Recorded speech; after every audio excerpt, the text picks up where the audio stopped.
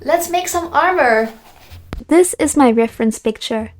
As you can see, the only armor she has are gauntlets and a belt. I am going to make one little change in the belt. You can see she has a singular thing on it. I don't know, it looks kind of weird, so I'm going to leave it off.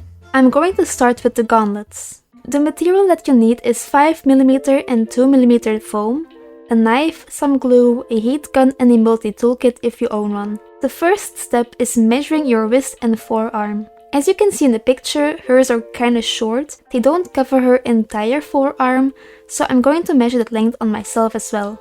Next, I'm going to draw the pattern on some paper. I made my patterns a bit too loose because I want to be able to open and close them with Velcro. To do that, the bottom part needs to be able to open and close. I will give you an example.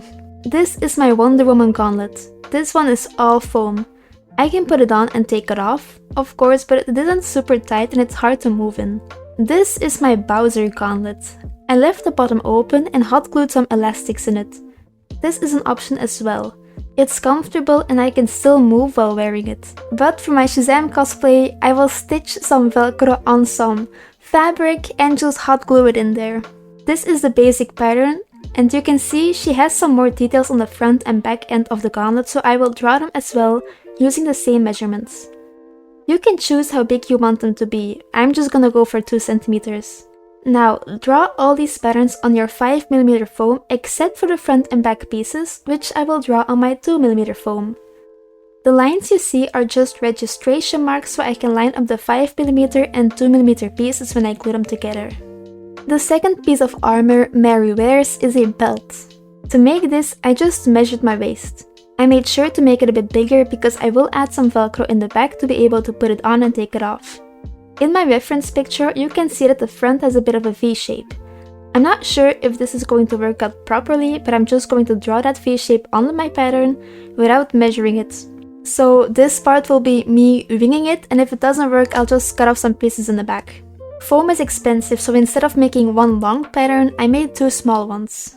When I draw this on my 5mm foam, I'll make sure I draw the middle piece on an edge so that the side will be perfectly smooth and easy to glue on the other half. I then use contact cement to glue everything together, so the extra arm pieces and the 2 sides of the belt.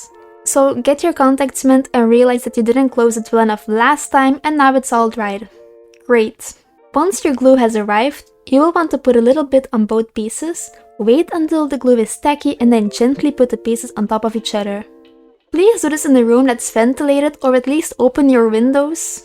This is a toxic product you're working with and breathing it in can cause some issues and irritate your airways.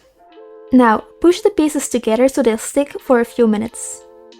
Up next, I used a multi-toolkit to sand the edges, especially on the half circle of the gauntlet. It just makes them smoother. I suggest you do this outside and wear a mask because this does create a lot of small dust which is not healthy to breathe in. I just go over the edges to make them look more smooth and pretty. The last thing to do is draw the lightning shapes. To do this, I will just cut in the foam but very lightly. Don't cut all the way through your foam. Now get your heat gun and heat up the gauntlet. The lightning shapes will open up. I did the same thing on my belt. I made a little paper pattern to make sure I leave an equal amount of space between each line. Now I will use my heat gun to mold my gauntlet to fit my arm. I just heat it up and I press it on my arm, but if you're more sensitive to warm temperatures, I suggest you be more careful because this is a few hundred degrees Celsius, so you can wear long sleeves, that's fine. As I said earlier, how you make it wearable is your own choice. I will just stitch some Velcro on some fake leather, glue the leather in the gauntlet and that's it. I use fake leather because I can paint it and so it will still look cool. I used Velcro on the belt as well. Only I made it a bit too big, so I added extra Velcro on the outside of the armor to make sure it doesn't fall off.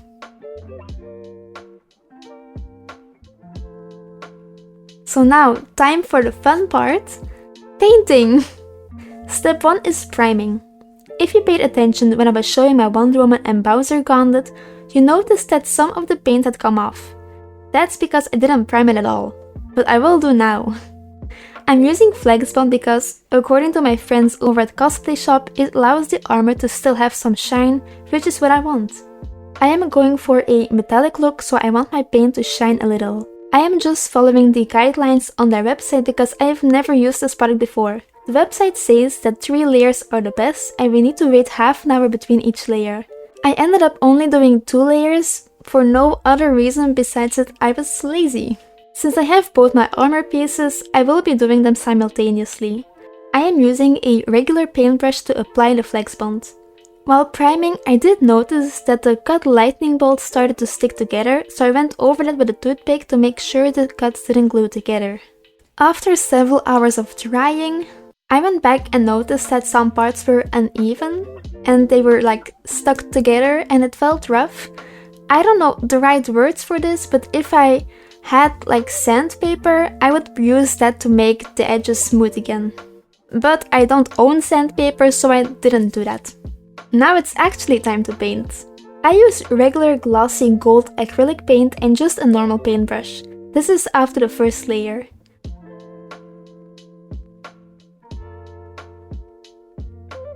I don't think there's a rule of how many layers of paint you need.